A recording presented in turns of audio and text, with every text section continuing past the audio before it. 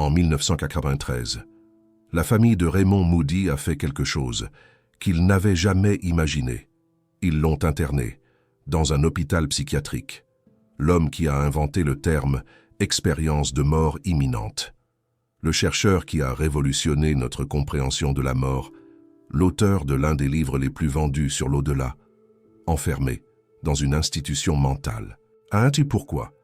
Parce qu'il était allé trop loin, qu'il avait découvert quelque chose qu'il n'aurait pas dû découvrir, qu'il avait trouvé un moyen de communiquer avec les morts. Et ça a effrayé les mauvaises personnes. Vous êtes sur le point d'entendre ce que Raymond Moody n'a pas pu révéler publiquement pendant près de 50 ans.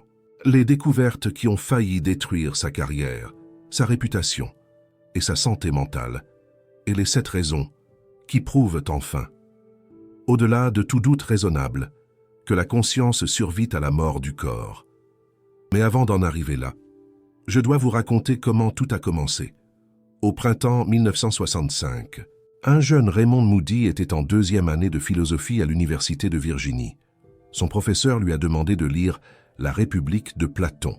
Et c'est là, dans les pages de cet ancien texte, que Moody a trouvé quelque chose qui allait changer sa vie à jamais.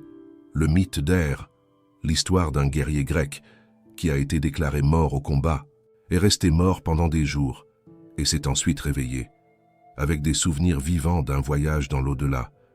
Elle a décrit avoir quitté son corps, avoir voyagé à travers un royaume de lumière, avoir rencontré des âmes de personnes décédées et avoir appris des vérités profondes sur la nature de l'existence.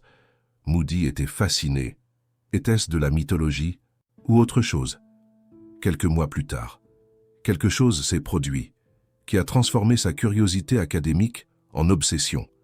Un ami de l'université, un certain George Ritchie, a raconté à Moody une expérience qu'il avait vécue à l'âge de 20 ans. Ritchie avait été déclaré mort pendant 9 minutes, et pendant ces 9 minutes, il affirmait avoir voyagé vers un autre endroit, un autre royaume, une autre dimension. Il a décrit avoir quitté son corps, avoir vu les médecins travailler pour le ressusciter, avoir voyagé à travers une obscurité, et avoir émergé dans une lumière indescriptible. Une lumière qui n'était pas seulement brillante, mais amoureuse, consciente, vivante. Moody a écouté chaque mot, avec une attention absolue. C'était remarquablement similaire à ce que Platon avait décrit 2500 ans plus tôt. Comment était-ce possible? Dans les années qui ont suivi, Moody a commencé à recueillir plus d'histoires. D'abord discrètement, puis systématiquement. Il a parlé à des dizaines, puis à des centaines de personnes qui avaient vécu des expériences similaires, et il a découvert un schéma impressionnant. Des personnes d'âges différents, de religions différentes, de cultures différentes, de différentes parties du monde. Toutes décrivaient des éléments extraordinairement similaires. La sensation de quitter le corps, le tunnel sombre, la lumière brillante, les rencontres avec des défunts, une revue panoramique de la vie et une transformation profonde après le retour. En 1975, Moody a publié ses découvertes dans un livre intitulé « La vie après la vie » et a inventé un terme qui allait entrer dans le vocabulaire de l'humanité, expérience de mort imminente, EMI. Le livre s'est vendu à plus de 13 millions d'exemplaires. Et Raymond Moody est devenu l'autorité mondiale en la matière. Mais ce que peu de gens savent, c'est ce qui s'est passé après. Les collègues de Moody ont commencé à l'attaquer. Des scientifiques respectés disaient qu'il commettait une fraude académique, que ses recherches étaient de la pseudo-science, qu'il trompait le public. Le psychologue Barry Beierstein a écrit que les preuves de Moody étaient erronées tant logiquement qu'empiriquement. Le psychologue James Alcock a accusé Moody d'ignorer toute la littérature scientifique sur les expériences hallucinatoires. Le philosophe Paul Kurtz a dit que Moody n'avait aucune analyse statistique, seulement des histoires. Et des collègues de l'université ont commencé à se distancier de lui, craignant que l'association ne nuise à leur propre carrière. Moody s'est retrouvé de plus en plus isolé, mais il ne s'est pas s'arrêter, parce qu'il savait qu'il se passait quelque chose de réel, quelque chose que la science conventionnelle ne pouvait pas expliquer, mais ne pouvait pas non plus réfuter. En 1986, Moody a fait une découverte qui allait tout changer. Il rendait visite à son ami William Roll, un parapsychologue respecté. Et Roll a mentionné quelque chose d'intéressant à propos des miroirs. Dans les traditions anciennes, les miroirs étaient considérés comme des portails vers d'autres dimensions, des outils pour communiquer avec les morts. Les Grecs anciens avaient un endroit appelé psychomantéion, littéralement une maison de l'âme, où les gens pouvaient aller pour rencontrer leurs proches décédés. Moody était intrigué. Si les expériences de mort imminente étaient réelles, si la conscience survivait réellement à la mort, serait-il possible de créer une forme de communication qui n'exige pas que quelqu'un manque de mourir? Il a décidé de découvrir, mais dans sa ferme en Alabama, Moody a construit une pièce spéciale, un espace petit, de la taille d'un grand placard, recouvert de rideaux de velours noir. Au centre, une chaise confortable, et sur le mur, un grand miroir, positionné de manière à ce que la personne assise ne puisse pas voir son propre reflet. L'éclairage était minimal, juste assez pour voir le miroir. Moody a appelé ça le psychomantéion et a commencé à mener des expériences. Les premiers participants étaient des personnes soigneusement sélectionnées, des professionnels mûrs, émotionnellement stables, articulés. Curieux, avant d'entrer dans la pièce, ils passaient des heures à discuter avec Moody de la personne décédée qu'ils espéraient rencontrer. Ils partagèrent des souvenirs, des émotions, des regrets, des questions sans réponse. Après une séance de relaxation, ils entraient dans le psychomantéion et regardaient fixement le miroir pendant 30 minutes. 1 heure, parfois plus. Ce qui s'est passé a surpris même Moody. 50 à 80% des participants ont rapporté des expériences extraordinaires. Certains ont vu des figures se former dans le miroir, des visages qu'ils reconnaissaient, des personnes qui étaient mortes des années ou des décennies auparavant. D'autres ont senti des présences, comme si quelqu'un était dans la pièce avec eux, même en sachant qu'ils étaient seuls. Certains ont entendu des voix, des messages, des réponses à des questions qu'ils portaient depuis des années, et dans 25% des cas. L'expérience ne s'est pas produite dans le psychomantéion, elle s'est produite après, généralement dans les 24 heures. Les participants ont rapporté avoir des rêves vivants, ou des visions pendant qu'ils étaient éveillés, ou des sensations de présence inexpliquées. Et presque tous, même ceux qui n'ont pas vécu d'expérience directe, ont rapporté des améliorations significatives dans le deuil, dans la tristesse, dans la douleur de la perte. Le psychomantéion semblait fonctionner comme une forme de thérapie, une manière de clôturer des cycles, de dire adieu, de trouver la paix. Mais voici où l'histoire devient sombre, vraiment sombre. Quand Raymond Moody a commencé à parler publiquement du psychomantéion, les critiques se sont intensifiées. Ce n'était plus simplement une recherche académique discutable. C'était, de l'avis de beaucoup, de la folie pure. Un psychiatre respecté construisant une salle de miroir pour parler aux morts. Imaginez l'incongruité. La communauté médicale était horrifiée. Des collègues qui auparavant le toléraient, maintenant l'évitaient complètement. Comme la peste. Et en 1993, l'impensable s'est produit. La famille de Raymond Moody, inquiète de son état mental, préoccupée par sa réputation, inquiète de ce que les gens disaient, les ragots, les jugements, a réussi à le faire interner dans une institution psychiatrique, une véritable descente aux enfers. Raymond Moody, l'homme qui avait dédié sa vie à étudier la mort, enfermé dans un hôpital, pour avoir étudié la mort. Ironie du sort, Raymond Moody en a parlé dans une interview des années plus tard. Il a dit que c'était l'une des expériences les plus douloureuses de sa vie, un véritable traumatisme. Non seulement le confinement, l'enfermement, mais la trahison, les personnes les plus proches de lui, décidant qu'il était devenu fou, dément, parce qu'il posait des questions que personne ne devrait poser, des questions taboues, parce qu'il trouvait des réponses que personne ne voulait entendre, des réponses dérangeantes. Mais Raymond Moody n'a pas abandonné non. Après sa libération, il a continué ses recherches, têtu comme une mule, plus discrètement, plus copieusement, mais sans jamais s'arrêter. Et au cours des décennies suivantes, il a fait une découverte qu'il a considérée comme encore plus significative que les expériences de mort imminente, les expériences de morte partagées. Un concept fascinant. Qu'est-ce qu'une expérience de mort partagée? Au juste, c'est quand quelqu'un qui n'est pas en train de mourir vit une expérience similaire à une EMI. Imaginez ceci, visualisez. Vous êtes assis au chevet d'un être cher qui est en train de partir. Un moment crucial. Et au moment de sa mort, vous avez aussi une expérience, une vision. Vous sentez comme si vous quittiez votre corps. Vous voyez une lumière éblouissante. Vous sentez une présence bienveillante.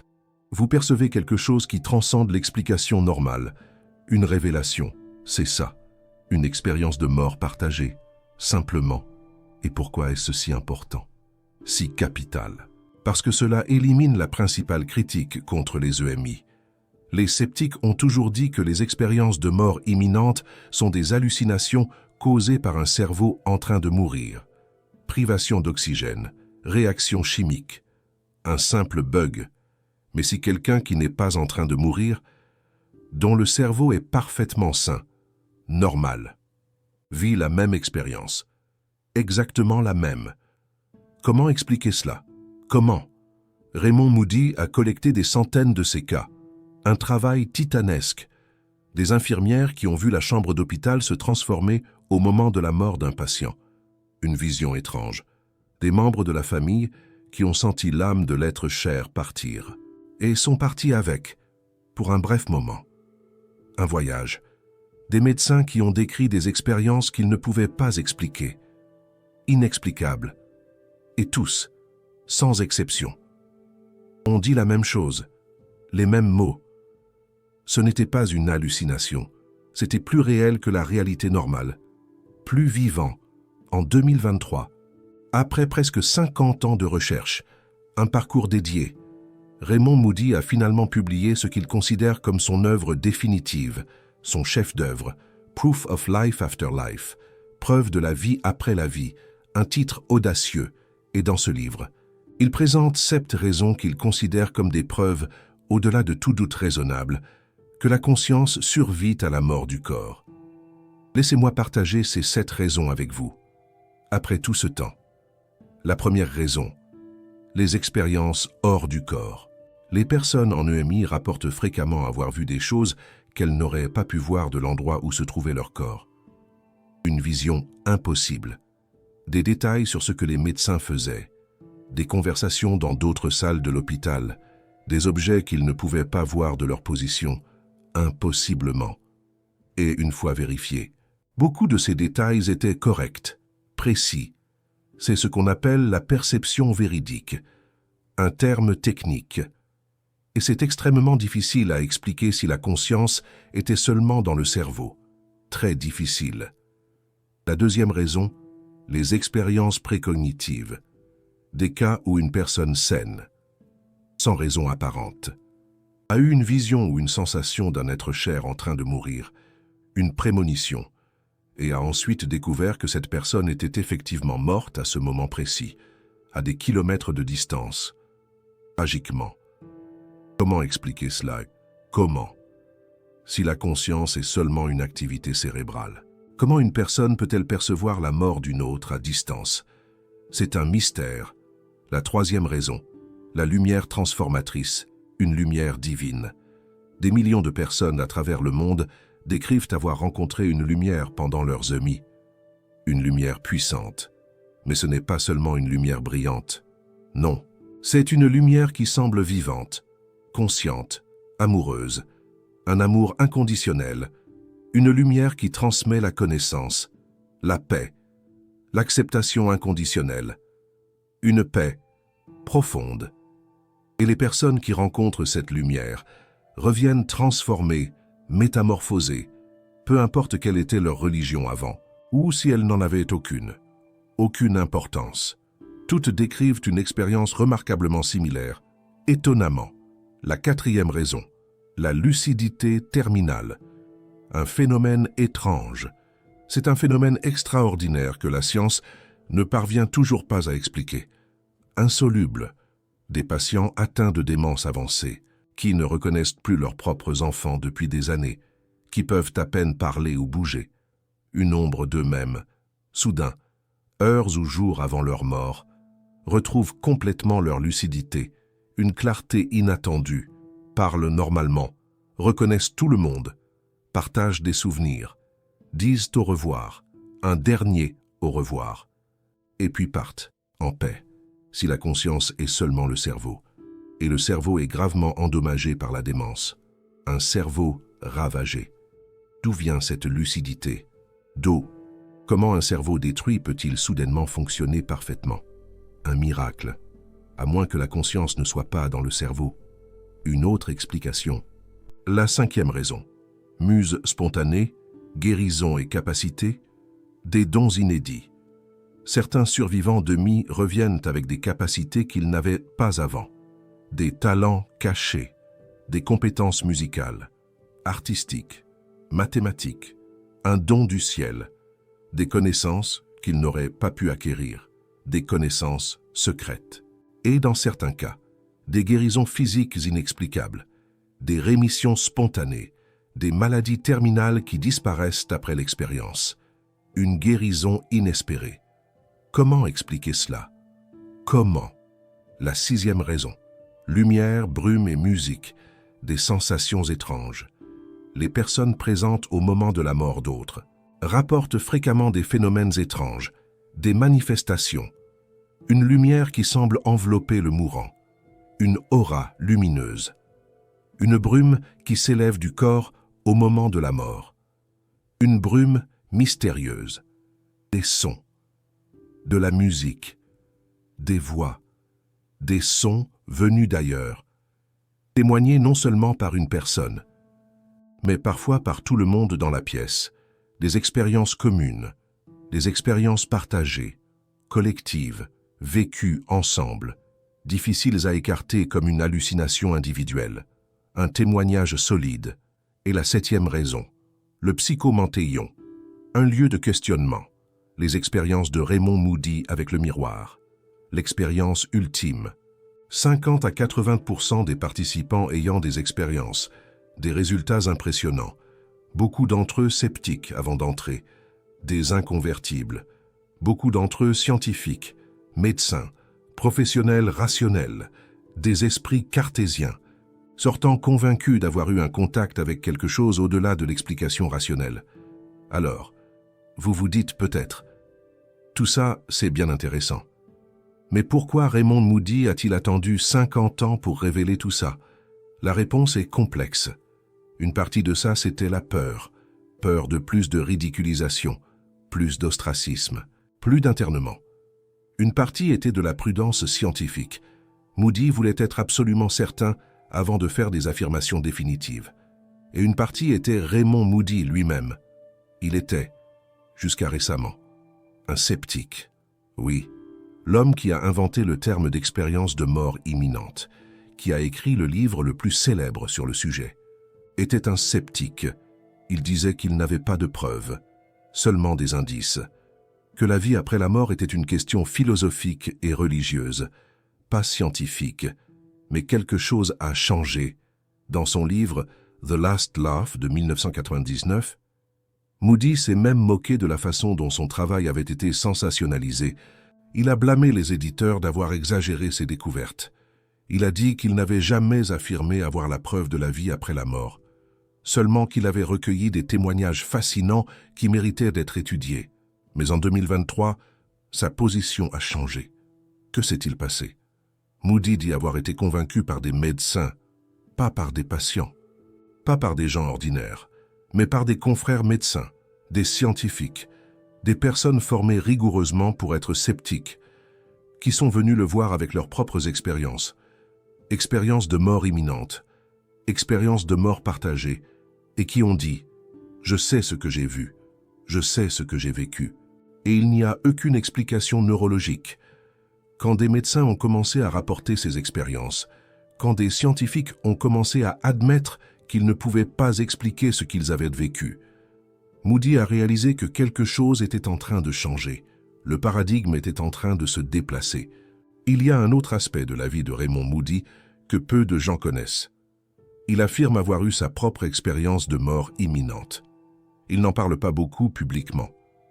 Mais il admet que cette expérience a profondément influencé ses recherches, et il affirme quelque chose d'encore plus controversé, qu'à travers la régression dans des vies antérieures.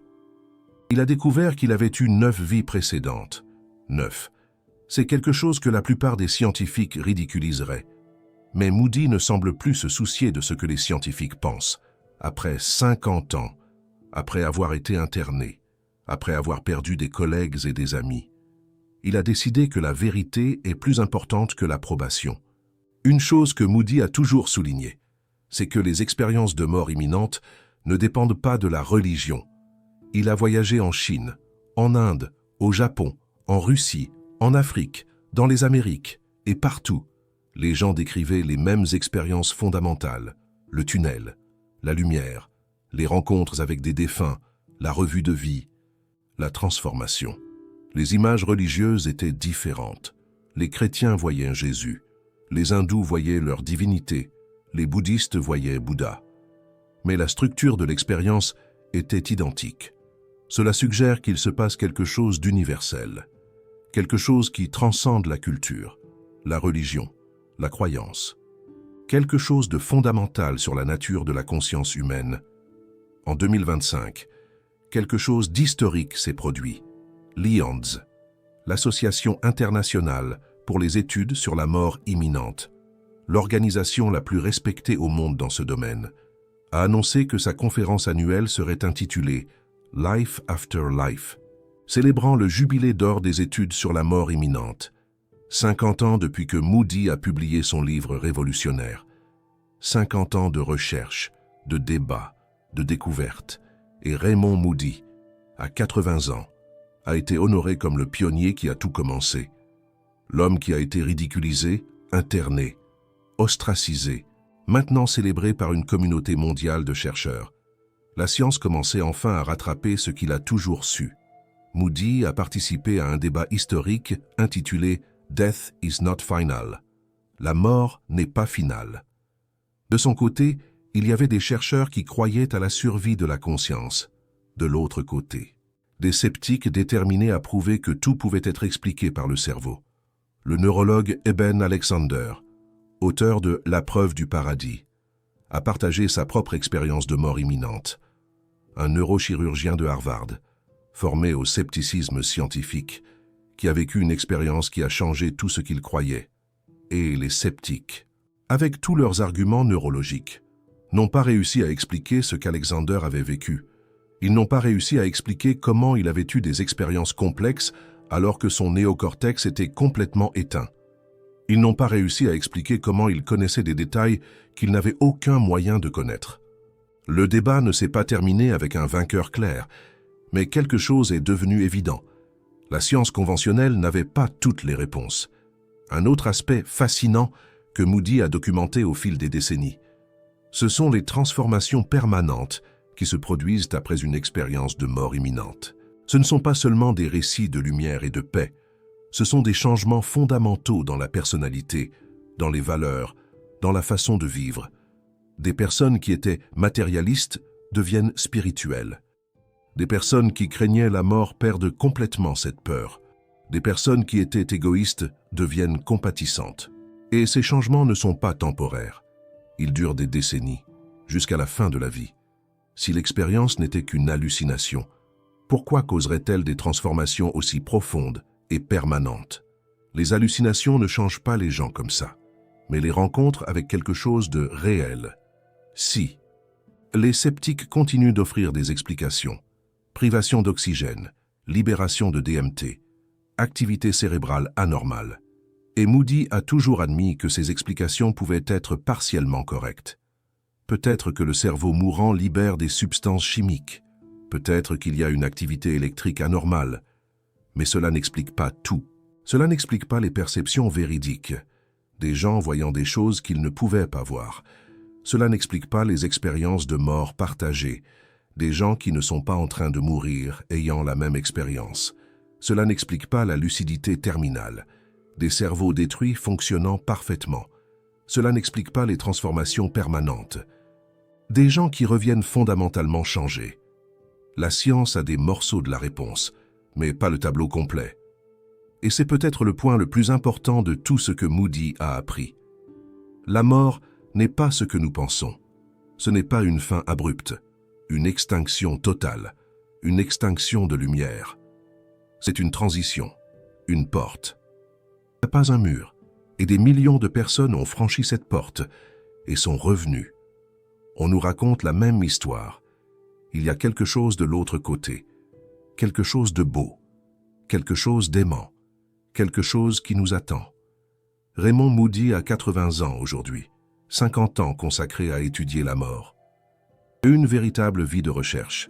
Et après tout ce qu'il a vu, tout ce qu'il a entendu, tout ce qu'il a expérimenté, il n'a plus peur de mourir, parce qu'il sait que la mort n'est pas la fin.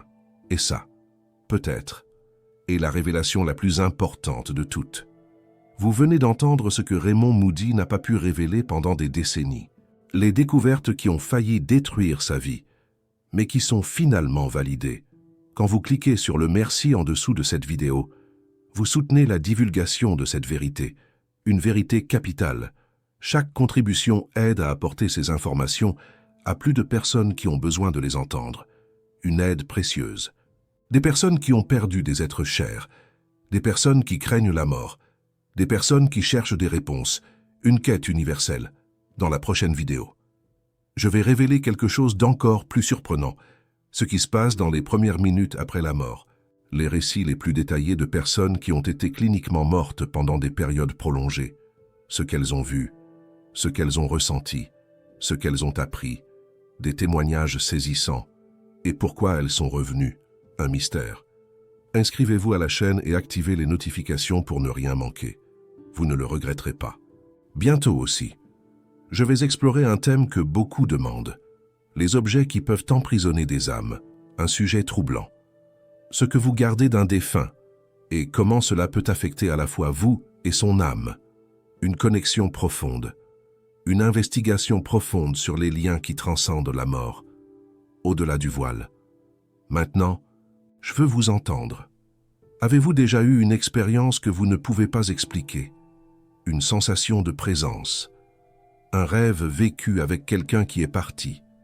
Un moment où vous avez senti qu'il y avait quelque chose de plus? Un instant particulier? Partagez-la dans les commentaires. Votre expérience peut aider d'autres personnes qui sont à la recherche de réponses. Votre témoignage compte. Merci d'être resté jusqu'à la fin. C'est très apprécié. Raymond Moody a consacré 50 ans de sa vie à une seule question, une quête obsessive. Que se passe-t-il quand nous mourrons? Il a été ridiculisé, ostracisé, interné, une épreuve. Mais il n'a jamais abandonné. Une persévérance admirable, parce qu'il savait que la réponse importait, une conviction profonde, que les gens avaient un besoin de savoir, une urgence, que la vérité, même quand elle est inconfortable, mérite d'être révélée, une nécessité. La conscience survit, et cela change tout. À la prochaine vidéo, au plaisir de vous retrouver.